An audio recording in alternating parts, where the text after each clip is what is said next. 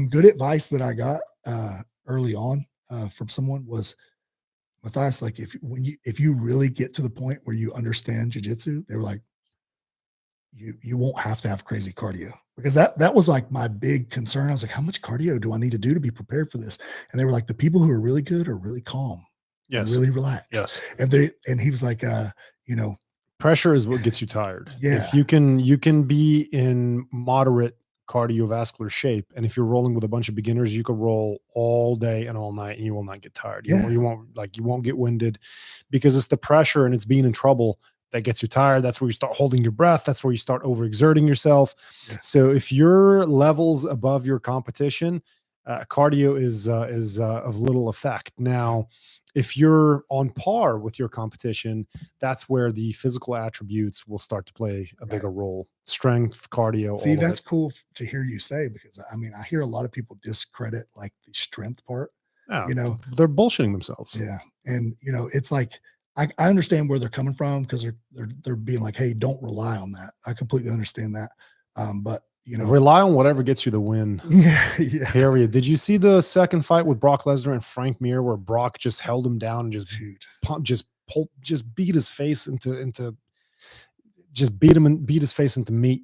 Just held him down in that half guard with that scoot, like he had his head folded in and just kept cracking him with those little short punches. It's weird he didn't get out of that, because like he couldn't. He had a bear on top of him. Yeah, but at a certain point, strength neutralizes technique.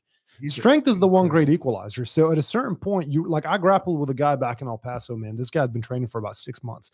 Now, if a person doesn't have any technique at all, you're eventually going to win. I've trained with some pretty big guys, former collegiate football players, and even a former NFL player one time. And if they don't have any technique, you can hold your own. Yeah.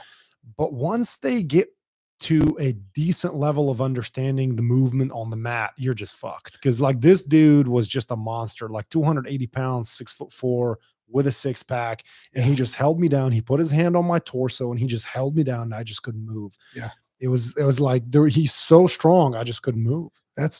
Everybody that I talk to like tells me that, and I appreciate that. I want to be to that point. I'm trying to get to that point. I mean, there's just so much. There's so much. Yeah. The point that people are trying to make when they tell you not to rely on strength is, if you're always just being the bigger, stronger guy, then you're not really learning. Yeah. I understand that. And that's true. And so sometimes when you're rolling with smaller people, you have to intentionally use less strength so you could try to work your technique and actually work your way out of certain positions, instead of just like curling out of an arm bar. Right. That's what my coach now, something he said that was cool was like, you need to always imagine like you're going against yourself or somebody even bigger. Imagine that you're going against someone much stronger, and then it will limit those, like, I'm going to just go for this because it's there and force it. Like, yeah. Especially with guys that are 200 plus, 250, because there's not a lot of guys in jiu-jitsu who are 250 pounds. Yeah. So you're probably always going to be the bigger guy. Yeah. Even for me, there's a good amount of people. I'd say maybe like half the people that I roll with are about my weight, and then half are much smaller. Yeah. So I do have to remind myself with the smaller guys. But here's another thing that little guys don't. They tell you not to use strength, but they fail to acknowledge. And it's like they need to understand this. I tell them, listen, if you don't want me to use full strength, you cannot use full speed. Yeah. You cannot be going at that speed, because if I try to keep up with you, I'm going to be completely worn out. So my counter to your speed is the size and strength. Yeah. I have to hold you down. Exactly. So I'll use less strength if you slow down a little bit, and then we can work technique together. That's fine. Even the experience level. It's like, if you know something that I don't know and you're allowed to use that, like, why wouldn't I just be able to hold you down? Yeah.